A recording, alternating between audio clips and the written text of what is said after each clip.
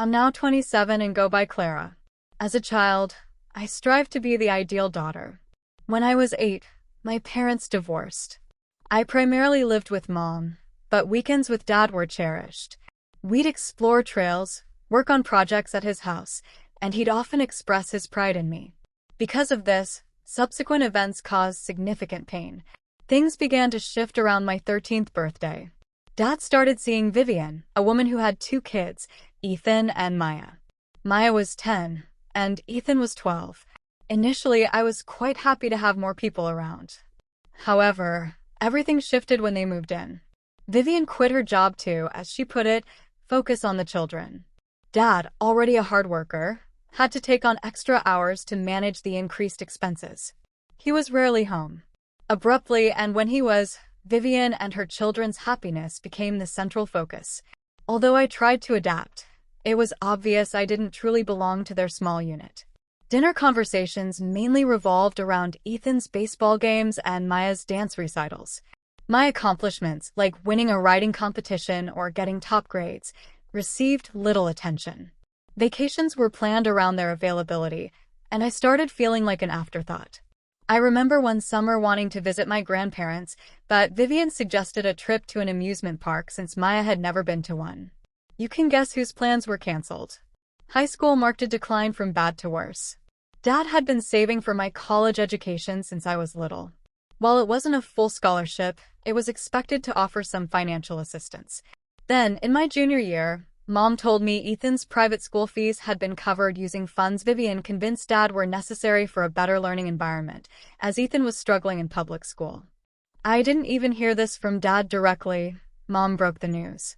When I finally spoke to Dad, he said Ethan needed it more, and we'd figure things out for my college. We didn't. To put it mildly, Dad offered minimal help. He always claimed to be short on funds. Mom ended up taking out loans to support my education. Dad missed my high school graduation. Around the same time, that very day, Maya was in a dance competition. Vivian persuaded him that her event was more important. I recall not seeing him in the audience as I sat in the auditorium. He rarely called, and when he did, it felt like it wasn't a priority. By the time I started university, I had practically stopped visiting Dad's place. Each visit felt like an intrusion. Vivian would make these subtle negative comments about how my busy schedule meant I didn't have time for family dinners. Naturally, the dinners still mostly centered on Ethan and Maya. Every attempt I made to share aspects of my life was dismissed. Once, I mentioned struggling with a challenging subject, and Vivian immediately started talking about Ethan's medical school aspirations. It was as if I was invisible. I tried to improve things. I'd suggest having lunch with just Dad, but somehow Vivian and the kids usually joined us. Dad would accuse me of being overly sensitive or of misinterpreting things if I ever mentioned feeling excluded. It felt like talking to a brick wall. Though it happened gradually, the realization of his betrayal hit me hard when I thought about the numerous promises Dad had broken. Despite his past assurances, he used to tell me I was his top priority. Vivian made sure I understood my position in their family, that of an outsider looking in. One Christmas, I received a generic store voucher while Ethan and Maya received thoughtful, personalized presents. Although I tried to ignore it, it hurt. Eventually, I stopped trying altogether. Every interaction with Dad felt like a reminder that Vivian's children were more important to him than I was. He seemed oblivious to my growth, or if he noticed, he didn't seem to care enough to do anything about it. Our relationship was hanging by a thread when I finished university. Looking back, losing my connection with my dad wasn't the hardest part. He was starting to believe there was nothing wrong with how things had unfolded, even though his actions clearly suggested otherwise. He genuinely felt he was being fair. Vivian, too, always made sure I knew exactly where I stood in their family, on the outside, observing. My contact with Dad dwindled to occasional texts or a holiday card after university.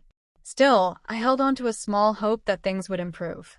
That hope was severely damaged when I saw pictures on social media of his 50th birthday celebration. It was more than just a casual meal. It was a large, elaborate party with decorations, catering, and what looked like a live band, along with many extended family members. Vivian, Ethan, and Maya were there. Who wasn't? To find out why I hadn't been invited, I called Dad.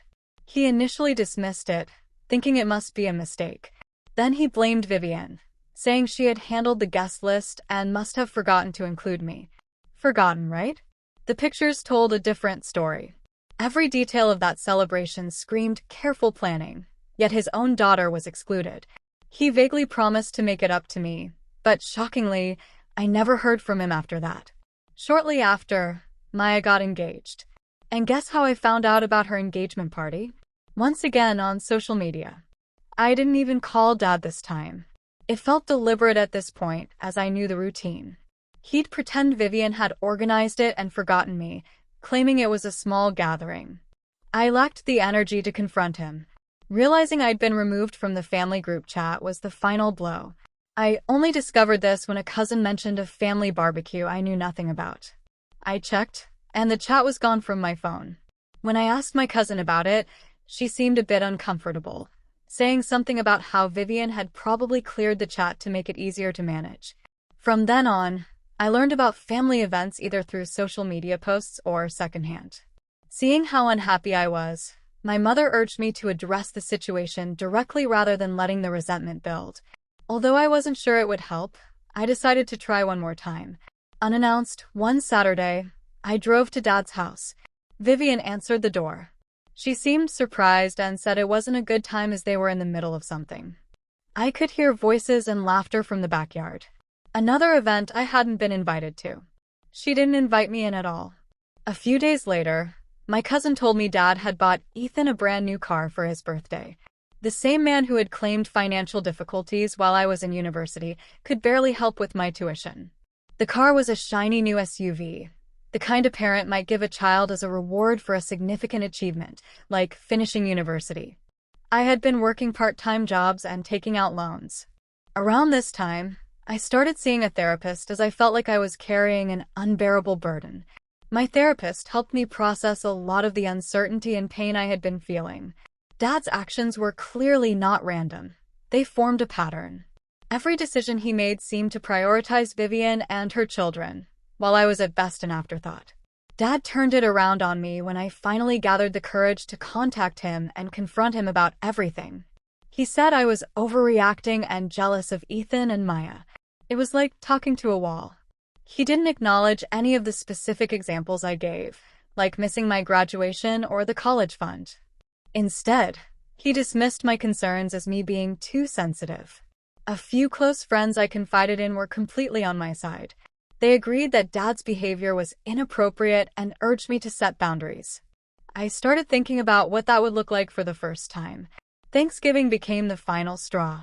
Dad spent it with Vivian's extended family, and once again, I wasn't invited. He sent a weak apology via text when I brought it up, saying he hadn't realized I would feel excluded.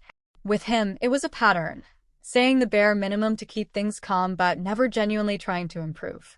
Vivian called me a few days later. She accused me of treating Dad unfairly and openly said I was stressing their family. That was incredibly audacious.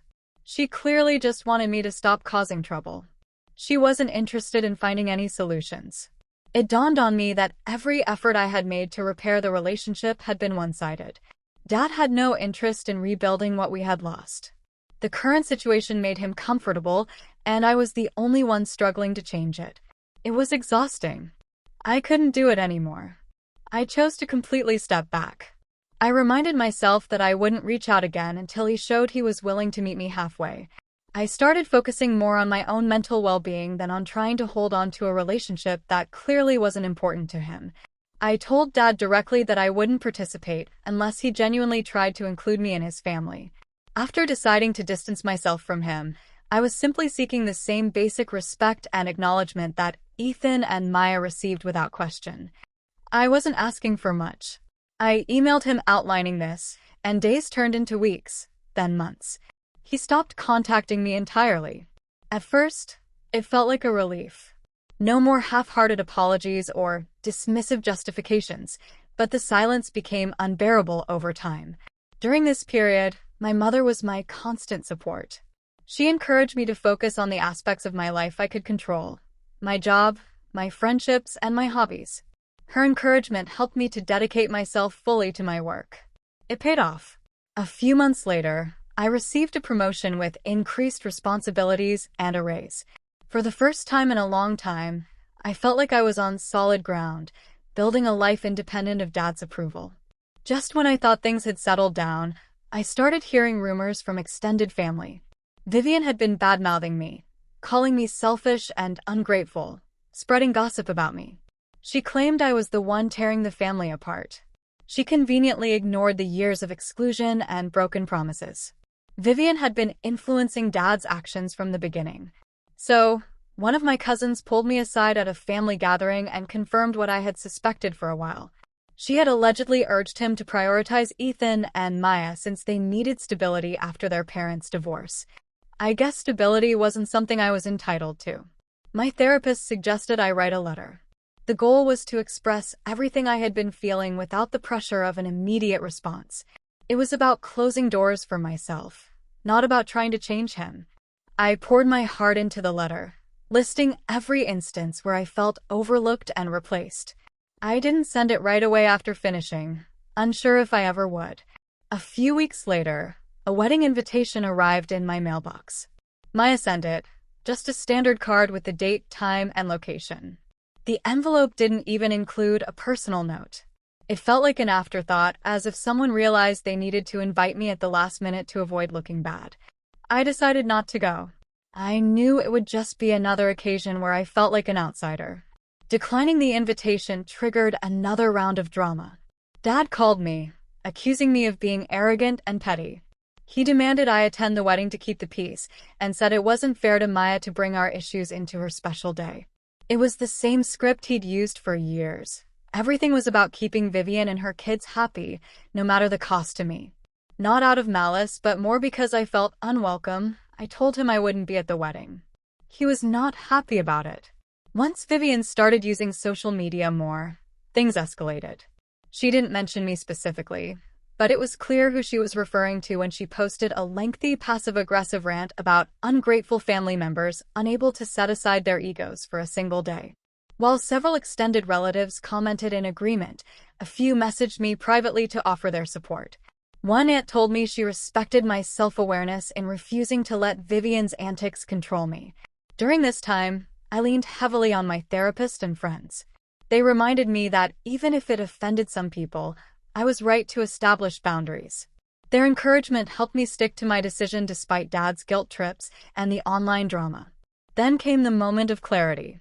I realized I was done tolerating emotional manipulation and disrespect from people who clearly didn't value me. I wasn't going to keep bending over backwards. If Dad and Vivian chose to portray me as the villain, so be it. I wasn't going to waste any more energy trying to prove my worth to them. Not out of anger, but more because I needed to speak my truth once and for all. I started preparing for a final confrontation. This time, it was about finding closure and finally putting this chapter behind me, not about saving the relationship. I decided it was time to meet with Dad in person, but without Vivian present. I wanted to arrange everything myself. I wanted to get everything off my chest rather than trying to fix things. I called him and suggested we meet at a neutral location, a cafe not far from his place. He agreed, but I could tell he wasn't exactly thrilled about it. I didn't waste any time when we met. I started with the most obvious issues: the years of exclusion, the broken promises, the constant favoritism towards Vivian's children. I held nothing back, recounting every instance that had hurt me, from missing my graduation to him using my college fund for Ethan's expensive school. I laid it all out. Dad sat there silently, but as I spoke, his demeanor shifted from uncomfortable to defensive. He leaned back in his chair and said he had done his best.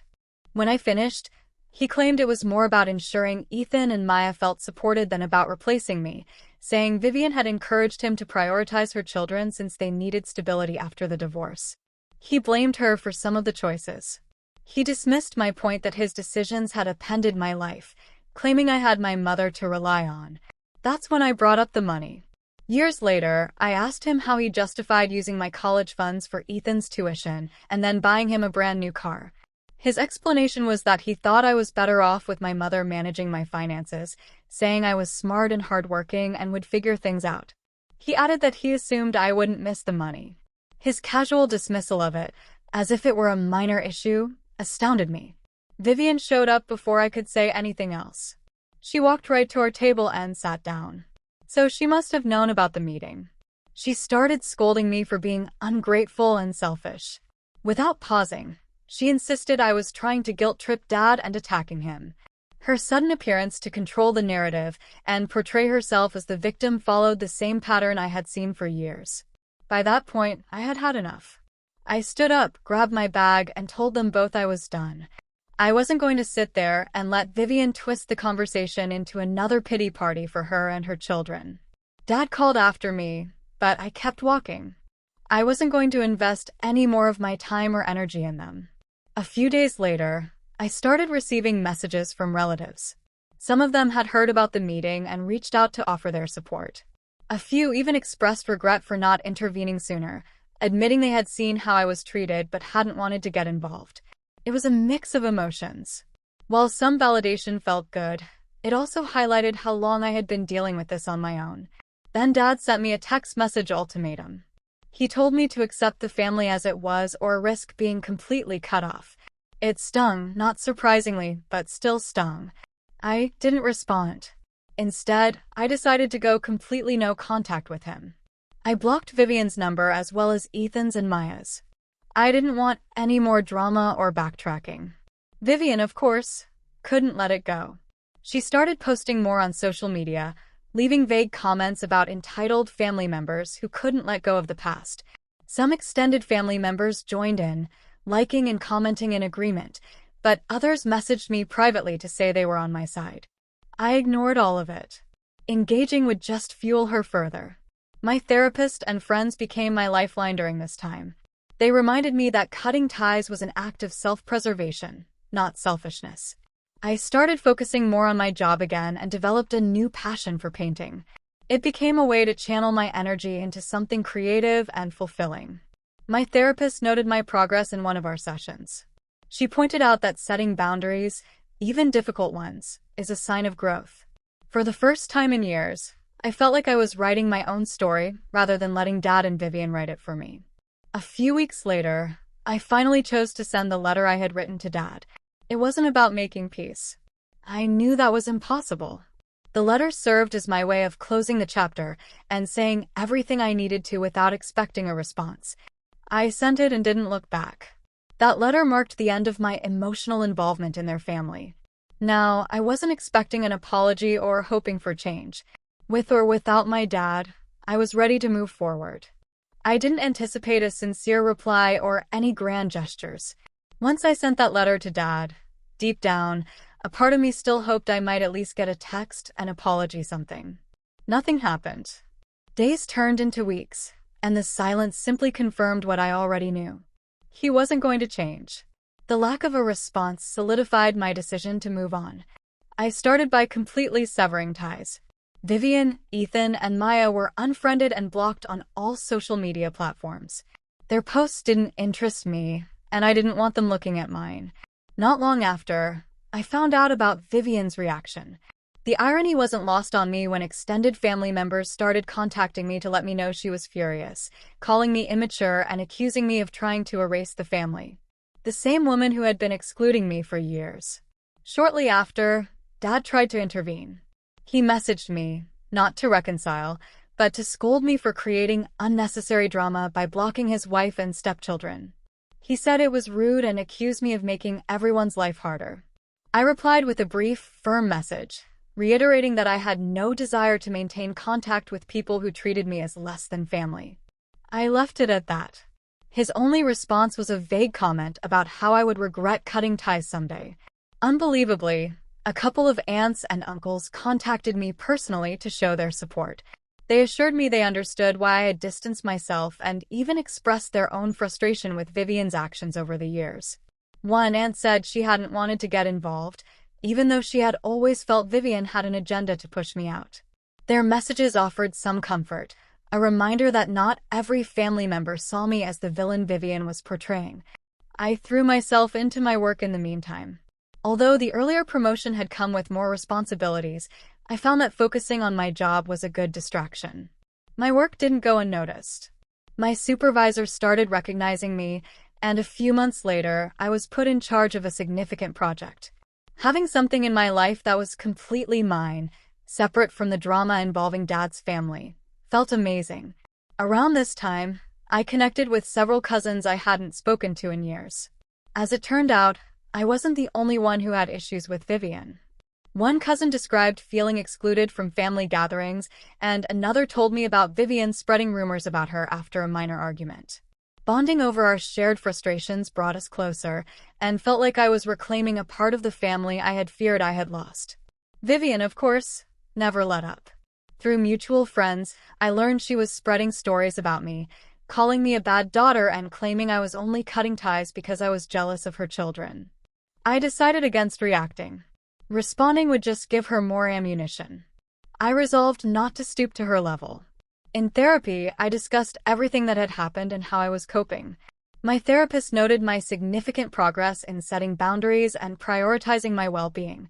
Hearing it made me realize how far I had come since starting therapy. I wasn't the same person who had spent years trying to earn Dad's approval. Finally, I was putting myself first. Throughout all of this, my mother remained a constant source of inspiration. One evening, she told me how proud she was of my growth and resilience. Though it seemed like a small thing, it meant the world to me. Above all else, I had her unwavering support, which was more than enough. Unexpected contact offered some closure I didn't realize I needed. I ran into Ethan at a coffee shop near my workplace. He saw me froze, then quickly turned away as if he hadn't seen me. While it was awkward, it made one thing very clear. Our relationship was beyond repair, and I was okay with that. When I reflected on everything that had happened, my early years kept coming back to me. Although I had endured so much, it had also made me stronger. Acknowledging my own resilience, I felt good about how I had navigated such a challenging situation. The opportunity for a fresh start came unexpectedly. My company offered me a transfer to a new branch in another city. While it was a significant decision, it felt like the perfect way to close this chapter of my life. I declined the offer, then started planning my next travel adventure. Although it was the opportunity one needed, this wasn't the ending I had envisioned as a child. In years, I felt truly free for the first time. Moving cities was exactly the reset I needed. My first few weeks were a whirlwind of unpacking, exploring my new neighborhood, and establishing routines. Being in a place where no one knew my story and where I could simply be myself, free from the weight of my family's turmoil, was invigorating. Through work, I started attending networking events. On a whim, I even joined a hiking club. Although I wasn't very experienced, learning something new made me feel accomplished. The group was welcoming, and I soon made friends with people who also enjoyed adventure and personal growth. Every hike felt symbolic, like I was leaving my past behind one step at a time. Dad broke the silence a couple of months later. I was surprised when he sent me a long email. While the tone was apologetic, as I read it, I noticed how much of it was about justifying his actions. He wrote about the difficulty of balancing two families, how he thought I would understand, and how he had always tried his best. He admitted to a few mistakes but framed them as necessary sacrifices for the greater good of his new family. It didn't quite resonate with me. The email felt more like an attempt to alleviate his own guilt than a genuine apology. Real accountability was missing, and there was no acknowledgement of the pain his decisions had caused. After reading it twice, I decided not to respond. Engaging would only reopen wounds I was trying to heal. I moved on, leaving the email unread. Not long after, Sarah contacted me abruptly. She asked me to come to her wedding. It was happening soon. She presented it as a chance to mend the family. Given our years of distance, the conversation was strained. It felt more like an obligation she was trying to fulfill than a sincere attempt to reconcile. I politely declined, knowing that my presence would only create awkwardness for everyone involved. Word of my refusal spread quickly. Vivian reacted poorly, as expected. A cousin told me she was once again calling me selfish and blaming me for causing division in the family.